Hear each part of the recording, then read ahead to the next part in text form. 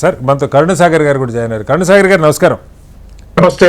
కరుణసాగర్ గారు, ఈ కేసు నాసిక్ సంబంధించి 9 ఎఫ్ఐఆర్లు ఫైల్ అయినట్టుగా చెప్తా ఉన్నారు. మీరు ఫాలో అయ్యి ఉంటారు మొత్తం. రకరకాలు, ఫస్ట్ ఒక అమ్మాయి ఒక ఎంప్లాయీ మీద, హైయర్ ఎంప్లాయీ మీద కంప్లైంట్ చేస్తుందని, ఆ తర్వాత ఇంకొక 6 వచ్చి ఇంకొక 5-6 మీద కలిపి కంప్లైంట్ చేశారని. అంటే ఈ మొత్తం ఇప్పుడు ఫైల్ చేసిన ఎఫ్ఐఆర్లు కానీ, కార్పొరేట్ చట్టాలు వర్క్ ప్లేస్లో ఎలా ఉండాలి, ఇందాక ప్రత్యూష్ గారు చాలా విషయాలు చెప్పారు. నిజంగా ఇవన్నీ అసలు భారత్లో, ఎందుకంటే లక్షల మంది పనిచేస్తున్నారు, ఎక్కడెక్కడి నుంచో వచ్చి మనం హైదరాబాద్లో చూస్తూ ఉంటాం, సేఫ్టీ లేకపోతే బెంగాల్ నుంచి, ఎక్కడెక్కడ యూపీ నుంచి, రకరకాల చోట్ల నుంచి వచ్చి సాఫ్ట్వేర్ రంగాల్లో పనిచేసుకుంటారు. ఈ పీజీల్లో ఉంటుంటారు, పిల్లలు, ఆడపిల్లలు ఉంటారు, మగపిల్లలు ఉంటారు. అసలు ఏంటి మన దగ్గర ఈ రూల్స్ లేకపోతే ఈ చట్టుబండ్లు ఏమైనా ఉన్నాయా? ఎలాంటి ఎఫ్ఐఆర్లు పెట్టారు, మీకేమనిపిస్తుంది? ముందుగా నేను చెప్పాల్సింది ఏంటంటే, రూల్స్ రెగ్యులేషన్స్ లేవని కాదు. ఎందుకంటే మనకు భారతీయ న్యాయ సంహితలో కానీ, prevention of sexual offences against women at work places act కానీ, పాష్ యాక్ట్ కానీ ఇవన్నీ ఉన్నాయి. ఇవన్నీ కాకుండా ప్రతి కార్పొరేట్ కంపెనీలో వాళ్ళకు ఒక సెట్ ఆఫ్ గైడ్ లైన్స్ ఉంటాయి, ఇంటర్నల్ ఎంక్వైరీ కమిటీస్ ఉంటాయి. దాన్ని ఇంటర్నల్ ఎంక్వైరీ కమిటీస్ కు కంప్లైంట్ వచ్చినటువంటి 90 days లోపటో దాంట్లో ఎంక్వైరీ చేసి బాధ్యుల పైన సరైన నిర్ణయం తీసుకొని యాక్షన్ తీసుకోవాల్సినటువంటి ఒక అకౌంటబిలిటీ ఉన్నటువంటి ఒక గైడ్ లైన్స్ ఉంటాయి. మై ఫస్ట్ క్వశ్చన్ ఈస్ 2022 నుంచి 2026 వరకు 4 సంవత్సరాల పాటు ఇది జరుగుతూ ఉంటే ఎక్కడ ఫెయిల్ అయినారు? సిస్టమ్ ఫెయిల్ అయిపోయింది. టోటల్ సిస్టమ్ కార్పొరేట్ లో ఉన్నటువంటి హెచ్ఆర్ కానీ, హెచ్ఆర్ మీద అబ్జర్వ్ చేస్తున్నటువంటి ఇంకో వ్యక్తి కానీ, లేకపోతే సిస్టమ్ కానీ, దట్ హస్ టోటల్లీ కొలాప్స్. ఇంతమంది అమ్మాయిల మీద ఇంతమంది ఒక ప్లాన్డ్ గా, ఆర్గనైజ్డ్ గా చేస్తున్నారని ఏదైతే ప్రైమా ఫేసి అభియోగాలు ఉన్నాయో, you can't just wash it away with a statement that ఒక వర్గం వారిని టార్గెట్ చేస్తున్నారని చెప్పడం కాదు. ఇదంతా కూడా ఎలా బయటకు వచ్చిందనే విషయాన్ని మనం ఆలోచించాలి. ఫస్ట్ ఒక ఇన్ఫర్మేషన్ అక్కడ ఉన్నటువంటి పోలీసులకు రాగానే వాళ్ళు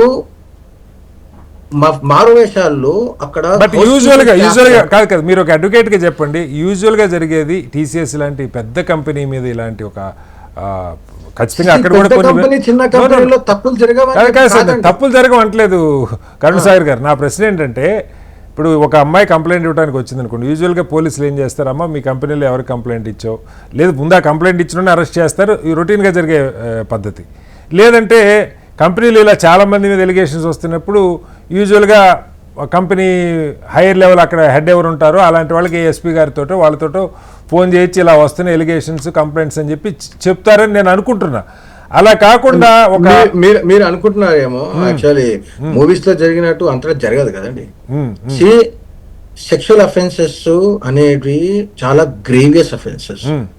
ఆ సెక్షువల్ అఫెన్సెస్ లో how to deal, how to standard operating procedures కొన్ని ఉంటాయి. భారతీయ న్యాయ సంహిత, భారతీయ నాగరిక సురక్షా సంహితలో స్పెసిఫిక్ గైడ్ లైన్స్, ఎస్ఓపిస్ ఉన్నాయి. ఇన్ కేస్ ఒక sexual offence victim police station కి వెళ్ళి అక్కడ ఒక కంప్లైంట్ ఇచ్చినప్పుడు, ఇఫ్ దేర్ ఎనీ లాగింగ్ ఉండి దాన్ని కంప్లైంట్ తీసుకోకపోవడం కానీ, దాని మీద ప్రాపర్ యాక్షన్ తీసుకోకపోవడం జరిగిపోతే అక్కడ రెస్పాన్సిబుల్ ఆఫీసర్ ఉద్యోగం కూడా పోయే అవకాశం ఉంటుంది. అవన్నీ బిఎన్ఎస్ఎస్ వచ్చిన తర్వాత కూడా. అంతకుముందు there were several supreme court judgments, landmark judgments ఉన్నాయి, how to act when you receive complaint. మొత్తం విక్టిమ్ యొక్క ఇన్ఫర్మేషన్ మొత్తం మాస్క్ చేసి పెట్టాలి, ఇంత చాలా గైడ్ లైన్స్ ఉన్నాయి. ఒక కంప్లైంట్ వచ్చింది, దే హావ్ టేకెన్ కంప్లైంట్, దాని మీద వాళ్ళు చేయండి. కంప్లైంట్ ఇచ్చిన వాళ్ళు ఇన్ని రోజులు ఏం జరిగిందో కూడా చెప్పుకుంటారు కదా. అదే 4 ఏళ్ళ నుంచి అసలు వాళ్ళు ఎందుకు పోలీసులు అప్రోచ్ కాలేదనేది కూడా ఒక పాయింట్ కాలేదు అనేది సబ్జెక్ట్, వెరీ గుడ్ సబ్జెక్ట్.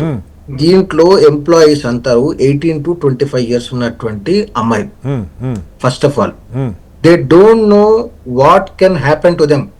ఏదైనా జరగచ్చేమో భయము, ఫియర్, అండర్ కోర్షన్ ఉండే, ప్రెజర్ లో ఉండే ఒకటి. రెండవది, వాళ్ళంతా పే స్కేల్ ఎంత, 18,000 to 25,000-30,000 లోపల పే స్కేల్. వాళ్ళ లైవ్లీవుడ్ అండి అది. Most of the families would have been surviving on that livelihood కదా. ఒకటి.